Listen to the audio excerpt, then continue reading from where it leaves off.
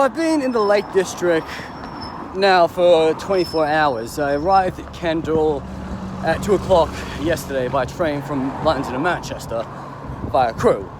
And so I made my way from Kendal to Ambleside by bus, the 555 that goes like Kendal all the way, I think, to Keswick, and even the bus goes as far as Penrith. So good bus connections around here. I'm looking for a job to work here in this region. Hopefully it's live-in. If it's live-out, that's fair enough. I reckon I could be paying less in rent.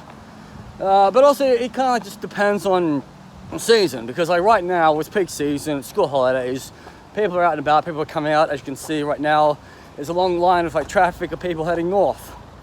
So I think like after 30 years in Sydney and Melbourne, and then like a year in Brum, and then like 9 years in London, I kind of think it's time that I stop living this city life.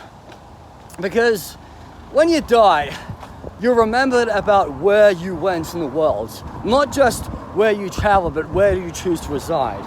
So if you're an Australian who wants to live in the United Kingdom, don't always spend all your time in London where you might be like living. Or venture out to the Lake District, go up to the Highlands of Scotland, go out to Wales, go out to the Isle of Man, the Channel Islands, Northern Ireland, Republic of Ireland.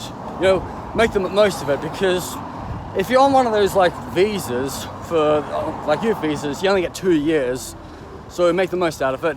But if you're lucky enough to get like an ancestry visa, you get 5 years of living here before you get your IDL, and then an extra year to get your citizenship. So there's plenty of jobs all around the Lake District. They're always hiring. It just depends on like what you want to do. If you want to get a job that's live-in, where basically you'll have to pay part of your wage for accommodation, or if you like live out, you could be renting and paying maybe $400 to $600 a month somewhere in the Lake District and all. But anyway, it's a different way of life here compared to London. But if I move here and there's not going to be a heavy metal scene, it doesn't really matter, I can always go down to Manchester for a night, for a couple of gigs, a couple of drinks and all, and then come back up the next day.